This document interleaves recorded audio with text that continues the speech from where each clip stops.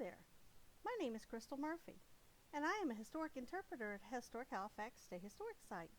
I want to tell you about a document that was very important to the early history of not just North Carolina, but of the United States.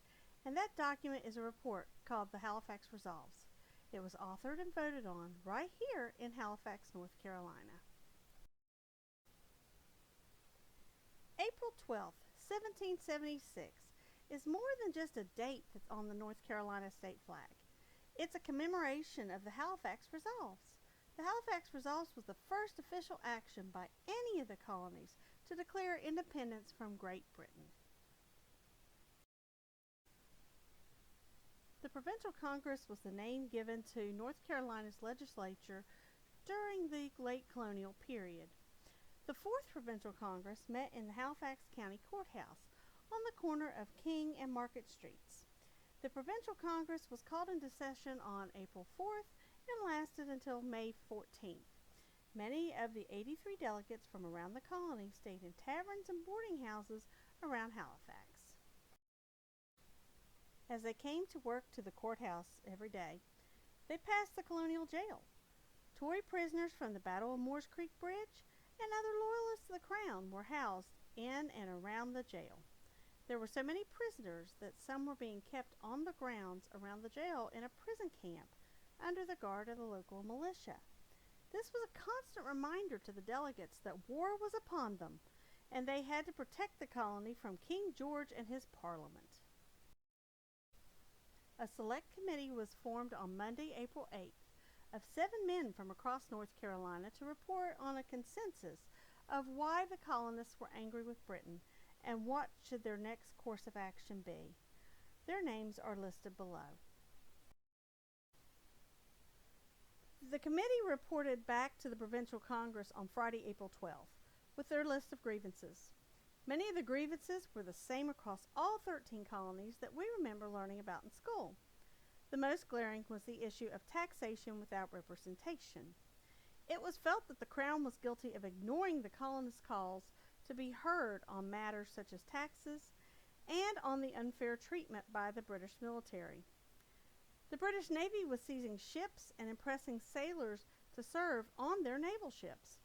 And finally, they were afraid of royal governors inciting a slave revolt and pardoning them from, as they put it, who should imbue their hands in the blood of their masters.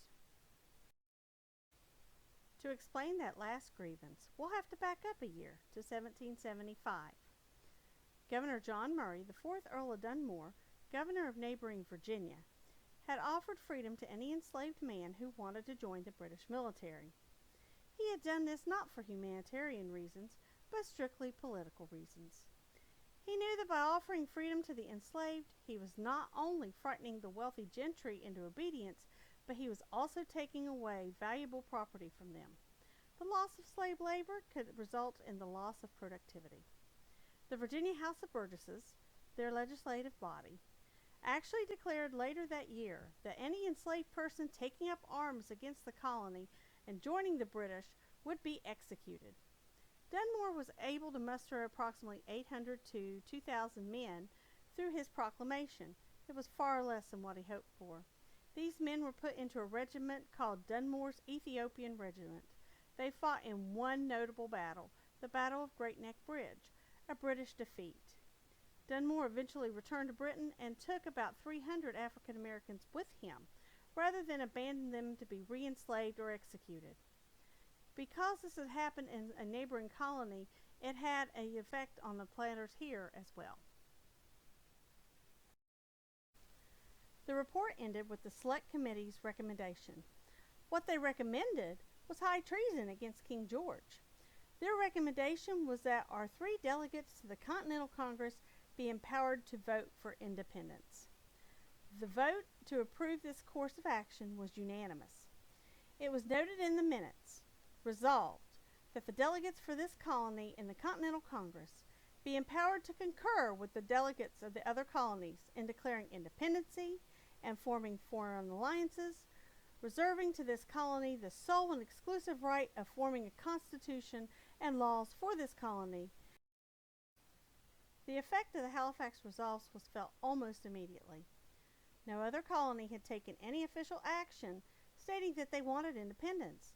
North Carolina's 3 delegates to the Continental Congress took the Halifax Resolves to Philadelphia with them, reading it aloud to thunderous applause.